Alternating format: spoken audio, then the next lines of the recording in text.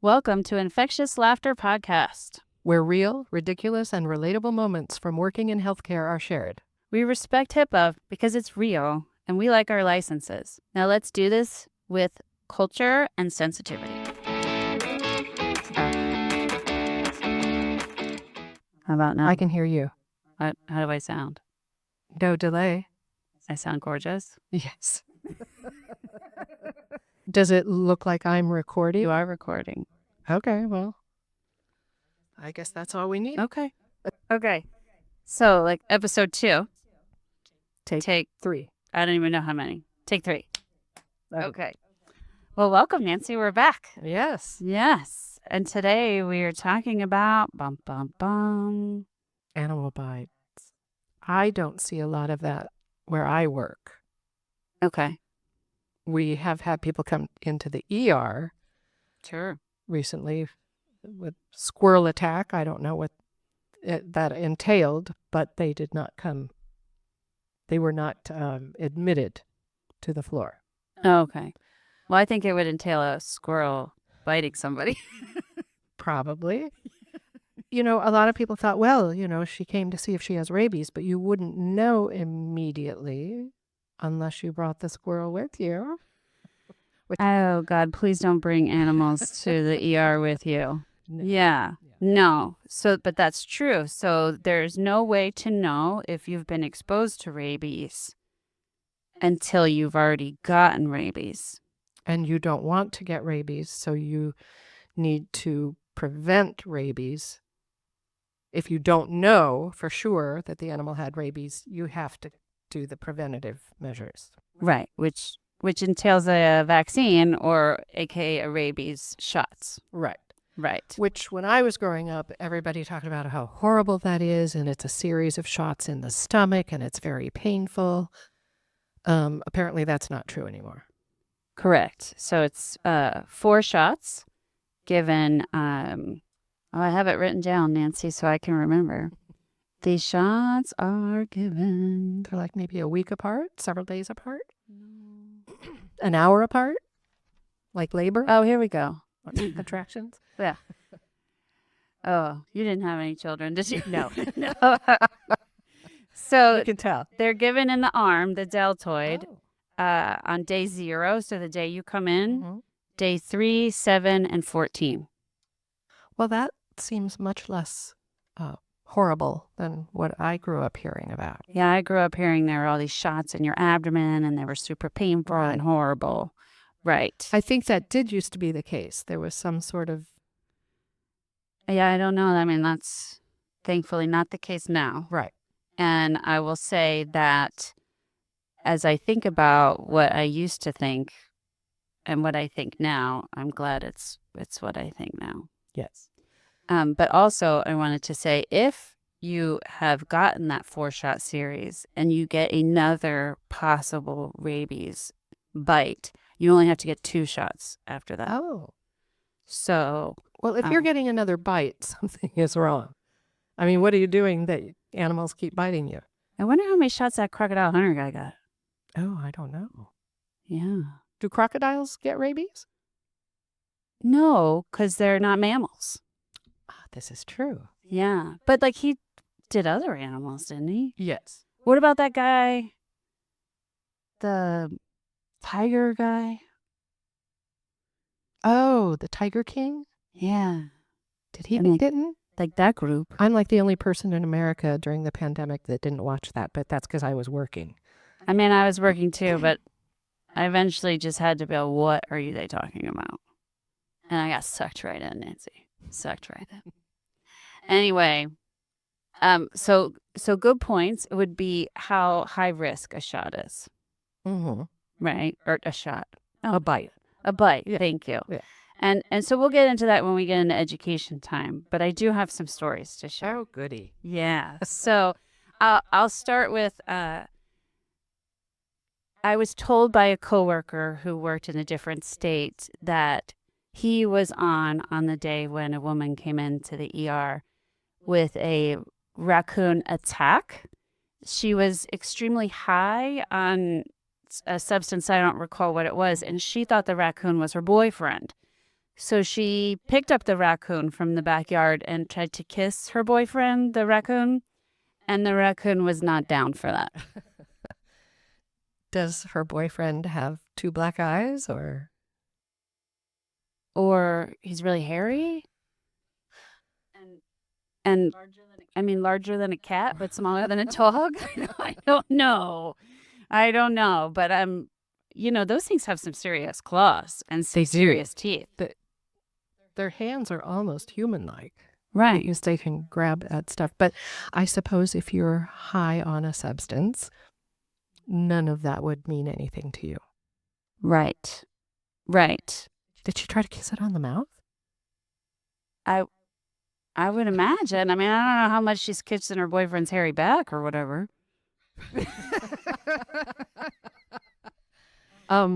So did she have to have the rabies shots? Yeah. Because she didn't know if the raccoon was rabid. Right. And raccoons are high risk, which we'll get into more. But right. Yeah. So my personal story was from a gentleman who went to visit family in a Middle Eastern country. And they had a pet male lion. A pet? Right. Apparently it was some status symbol, or it's not uncommon in this country where he was to have a wild cat, either a tiger or a lion as a pet. So apparently this lion never liked my patient. Oh. And he showed me video of the lion on the roof of the complex where his family lived. He was chained. He looked thin. He looked kind of hungry. More Lion King middle of the movie. Right. Right. And he went to pet the lion, and the lion kind of reared up and he backed up real fast. Mm-hmm. But unfortunately for my patient, he was walking from one room into the kitchen, and the lion was chained up in the kitchen. And inside the house? In the house. Okay. So, right. I guess they walk him upstairs for fresh air. I don't know how all that worked. Yeah. I didn't ask all those questions. Maybe I should have. But I was trying to take care of the patient. Right. So I couldn't be like, so tell me about what's going on. So he was walking into the kitchen, and the lion jumped on top of him, knocked him to the ground, and bit him in the thigh. Oh. And his cousin, thankfully, was there, who had trained the lion. And he had trained the lion that when he would put his hand near the lion's mouth, the lion would open his mouth. And so he was able to get the lion to release the cousin, my patient. And he was pulled away from the lion. Lions have long teeth, so these would be deep puncture wounds. Right. And I don't imagine they ever brushed the lion's teeth. Probably not. Yeah. I would say the first takeaway is you don't want a hungry lion as a pet.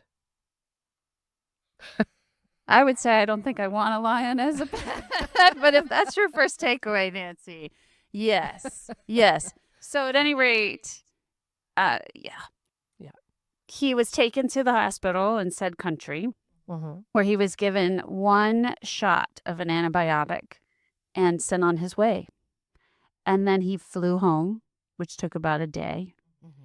And by the time he made it to the United States and to our hospital, he had a massive abscess in his thigh that had to be surgically drained.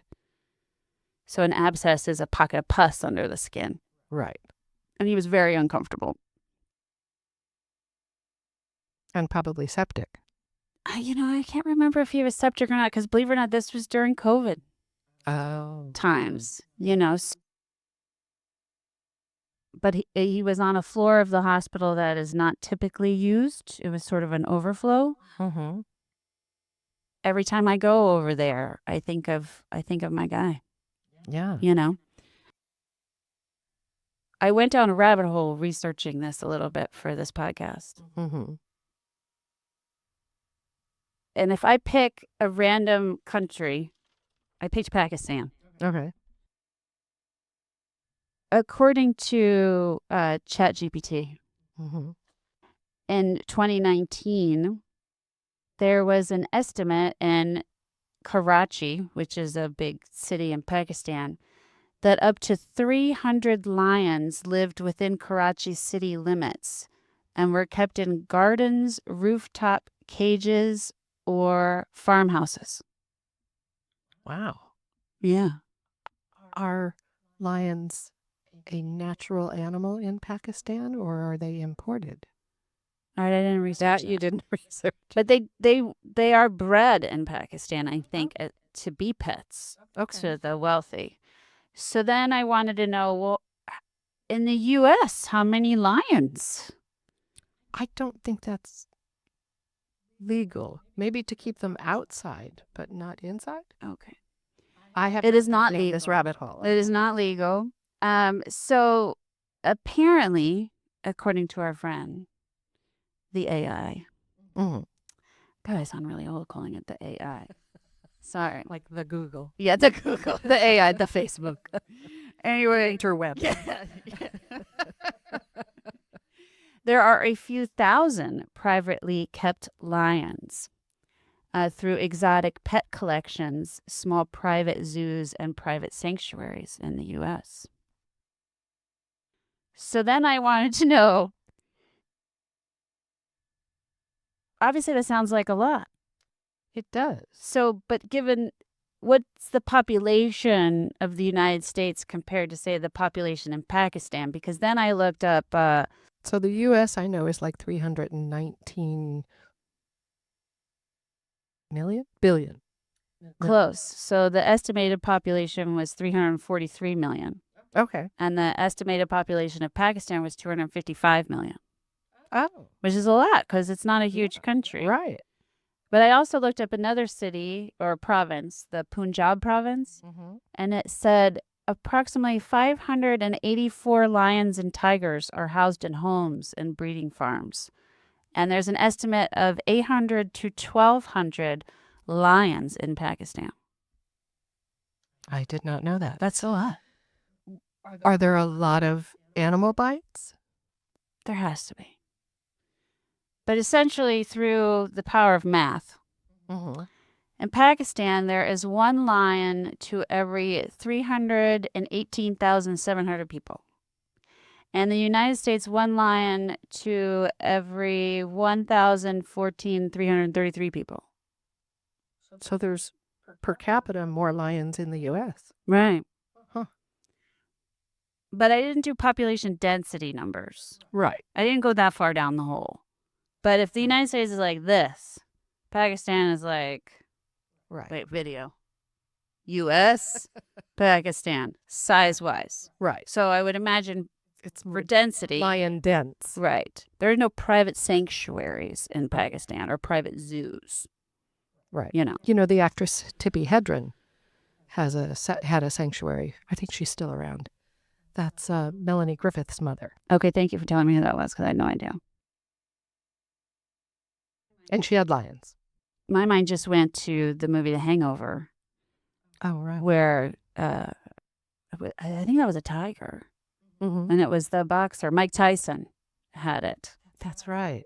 I don't know if that's factual that Tyson has large cats as pets. I don't know. But anyway, so that's where my brain went. Right. And definitely, lions would be high risk for rabies. Really? Well, unless they're vaccinated, Right. which I don't think it's really legal for sure in the U.S. I don't know. I didn't go down to find out in Pakistan. All right. You know, because I just picked this country. So did this patient have to undergo the rabies protocol? Yeah, because he didn't know. Right. I mean, I guess he could have called his family to find out if the lion was vaccinated. Right. The thing is, so most people who get bitten by wild animals don't see the animal. I mean, they don't keep the animal. The animal bites them and runs away. Right. So you have to go through the protocol. you can't wait to see if you start getting symptoms for rabies, because if you do, there is no treatment. Correct. So they at least still had the animal and could have it tested, but he was so far away, and who knows what the testing is like in Pakistan or wherever. it Right. was. And I don't even know. To me, I would kind of want to err on the side of caution. I mean, even if well, I don't have any cousins. I don't know if you know that. I have no first cousins. Okay. So, but I have friends who have cousins. And, they're usually described as like kind of that crazy cousin. And so, would you believe your crazy cousin that your Right. exotic lion was vaccinated? It's up to you. Right? I'd probably just undergo the shots. Right. Well, you and I. Yeah. I mean, to each their own. But so that led me to if you were bitten in the United States with a high risk animal,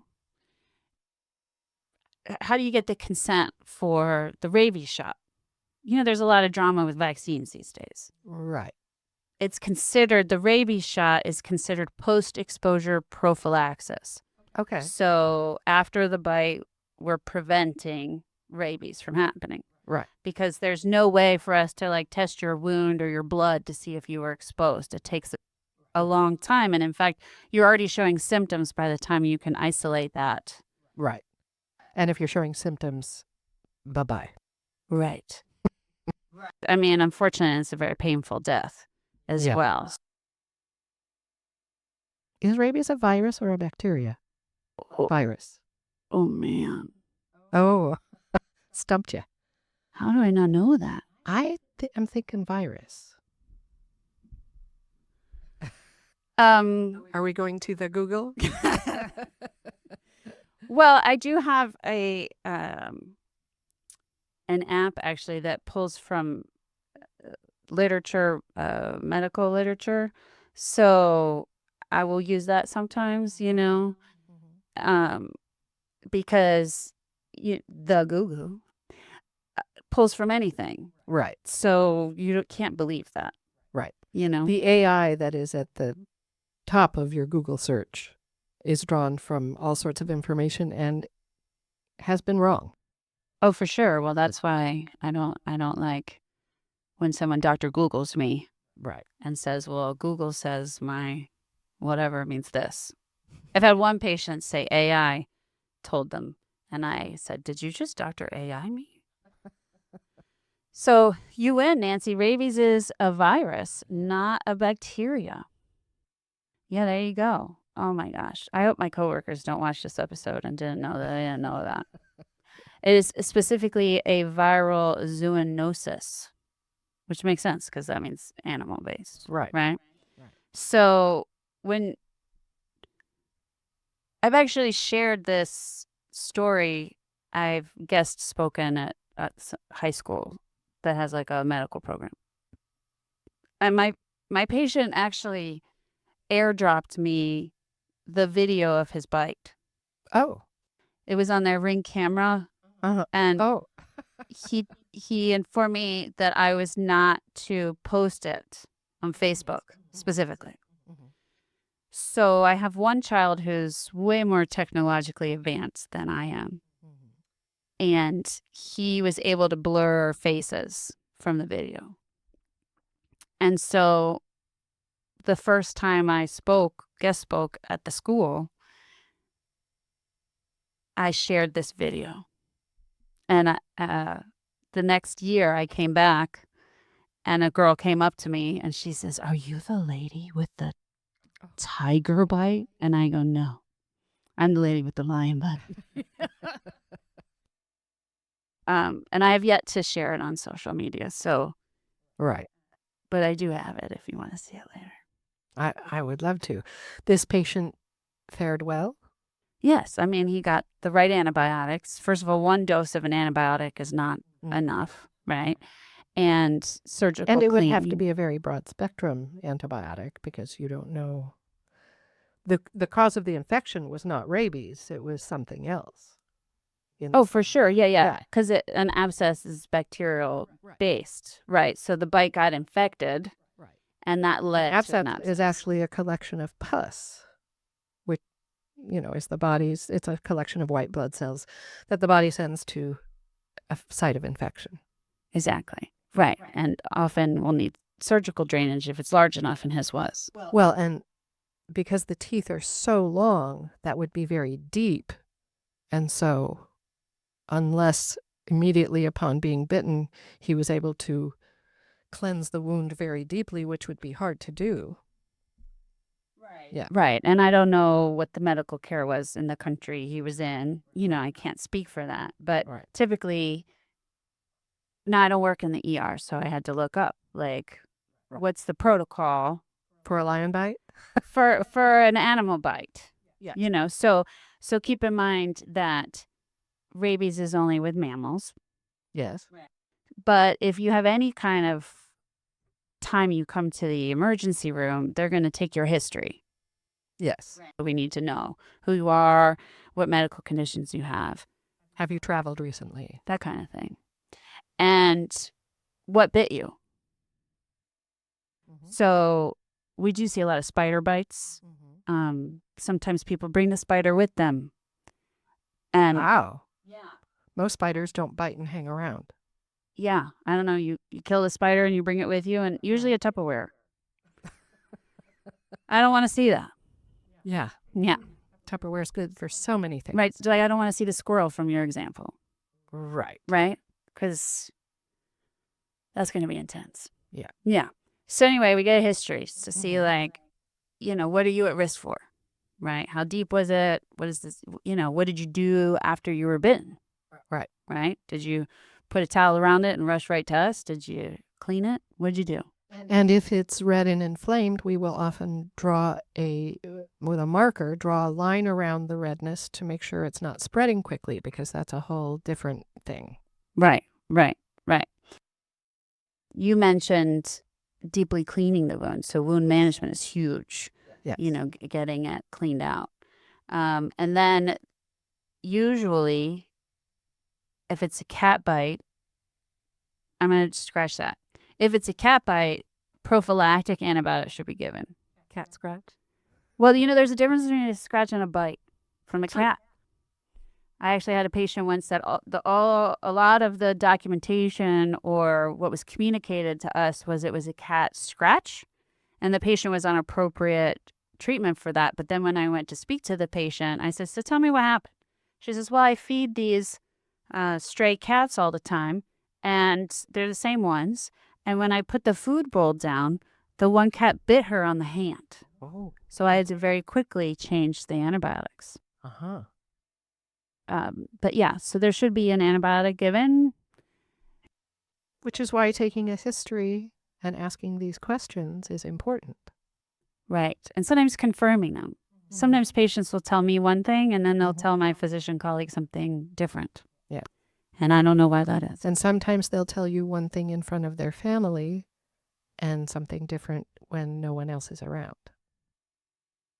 Yeah. And sometimes they'll tell, like, the bedside nurse they've gotten to know and they feel more comfortable. But it's a challenge because there's a difference. Right. So anyway, now post-exposure prophylaxis. Post-exposure prophylaxis. Yeah. For rabies, high-risk bites we talked about. And those are considered raccoons, foxes, coyotes, bats, and skunks. For sure, high risk. Yeah.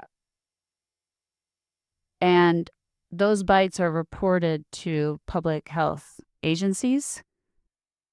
And then it's important to follow up to make sure wounds are healing and the rest of the vaccines are given. Because you're not going to stay in the hospital for 14 days. Right. So squirrels are low risk. Squirrels, amazingly, yes. Before this episode, I Dr. Googled it and checked it with my other source. And apparently, as of today, there had not been a report of rabies from a squirrel bite.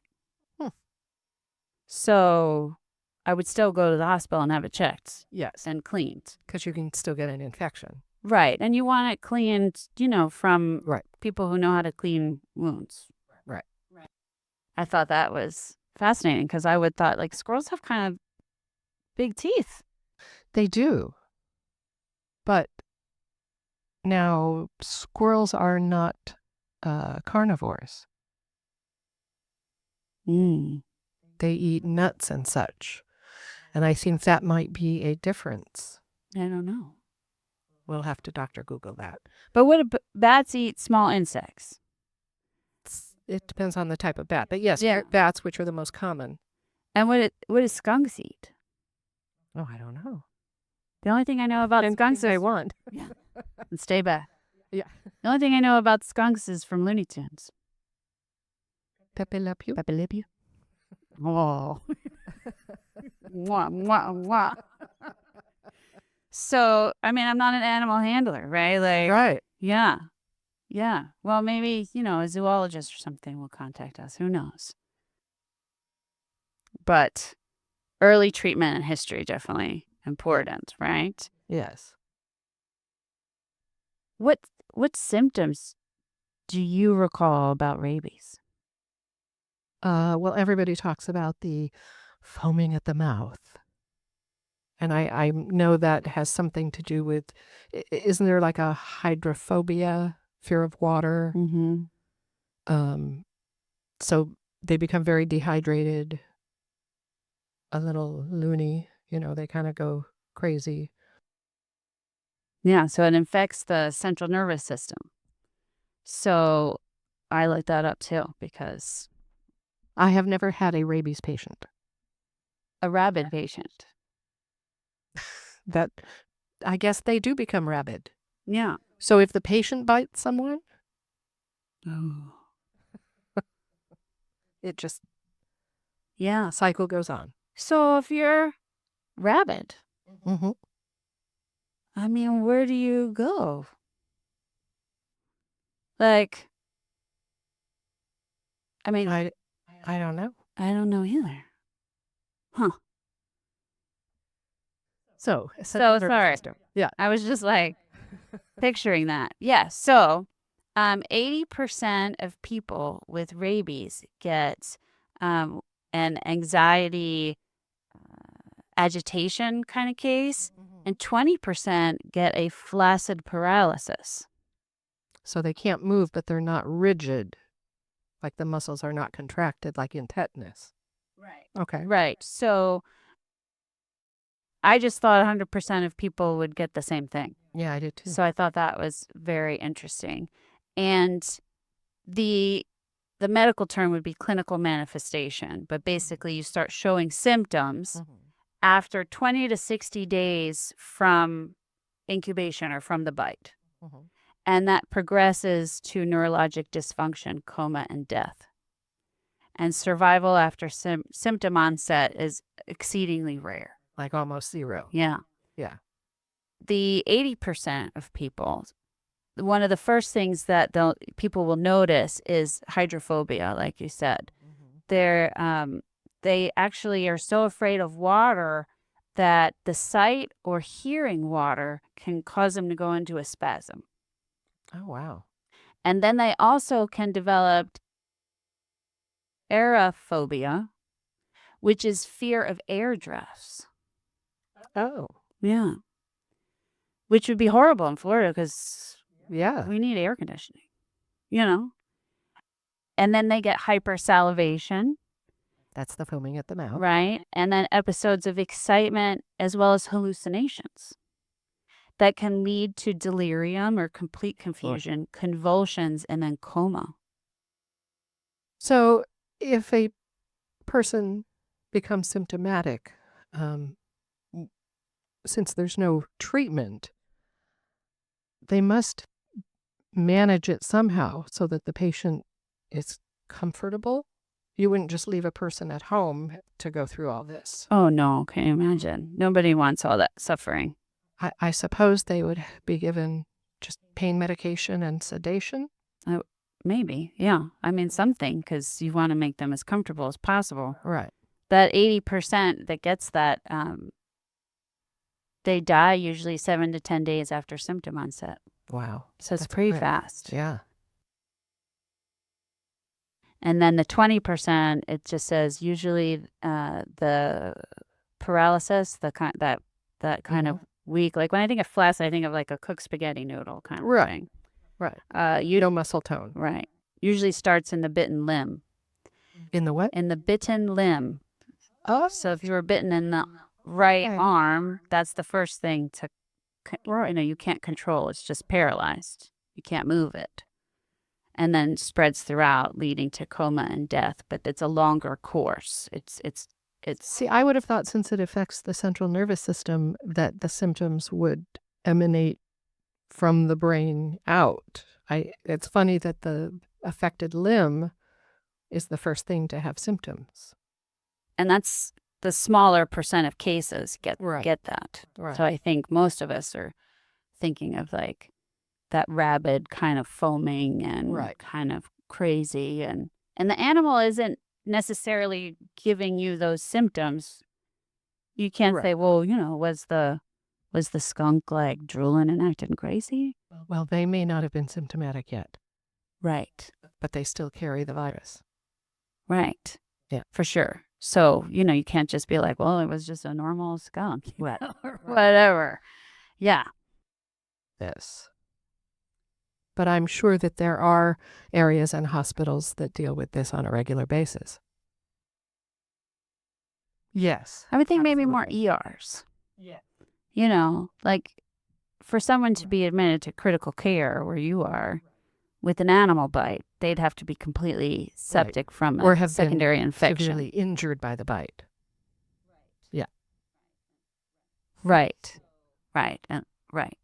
So I would imagine most of these encounters hopefully are handled with preventive antibiotics if needed, good wound care, and the post-exposure prophylaxis, and then sent home.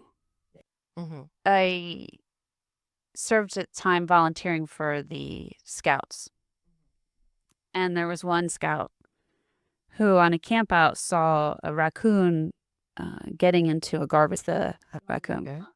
So he wanted to pick him up. Not a wise choice. No.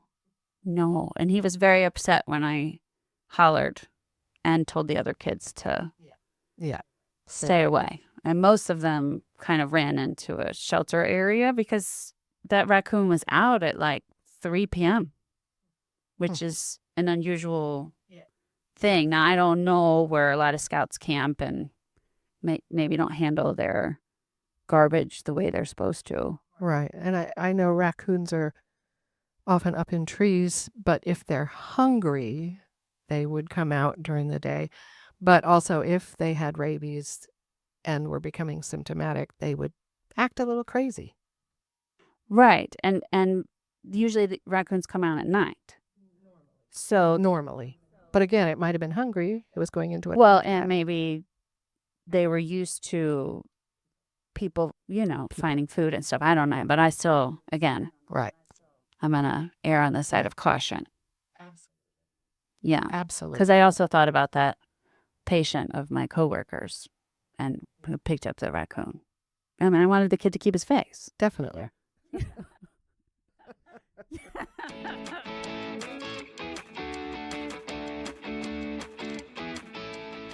Any educational or health-related discussions are meant for general information and entertainment only.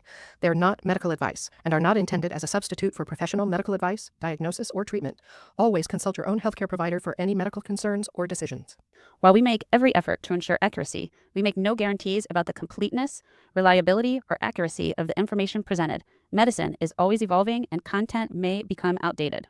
The hosts and producers of this podcast explicitly disclaim any liability or loss incurred directly or indirectly as a result of the use or application of any of the content presented. And most importantly, we laugh with our patients and coworkers, never at them.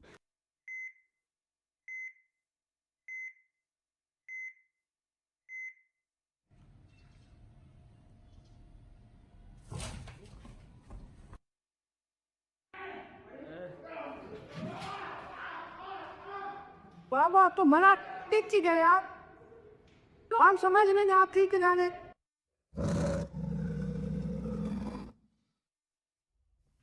This episode had a few unique features for those who are listening on audio instead of watching on YouTube. I added a few notes that you can only see visually, so I figured I should probably inform you of what was provided. At some point you see, maybe around minute 16, that I blame perimenopause on not being able to come up with an answer. Later, you hear that I completely missed a pun for cat scratch, but Nancy definitely caught it. Then for follow-up research, you see that there have been no naturally occurring incidences, only lab-induced, of rabies in birds, a few logomorphs or cottontails, of rodents, such as squirrels, mice, foals, moles, or rats. You also learn that it is possible for squirrels to carry rabies, but they carry it much less often than other mammals, such as raccoons, bats, or skunks. And no, Nancy, the squirrel's diet does not have anything to do with whether or not they can have or spread rabies, but some attribute it rather to their small size and quick metabolism. Further information includes that raccoons are active from dawn to dusk unless they are nursing mothers looking for food or if it is a warmer day in winter. Fun fact, according to the U.S. Postal Service, dog attack rankings by city in 2022, number 1, Houston, number 2, LA, and number 3, Dallas. Be careful out there, postal workers, as we do not want those dogs attacking you. As with everything in medicine, there's always more information to share. Inadvertently left out of this episode is the dose of human rabies immune globulin given near the wound after a potential rabies bite, as well as the opportunity that people who work with animals who may have rabies can take pre-exposure prophylaxis. Thank you so much, and we hope you continue to listen and cheer us on as we learn and grow.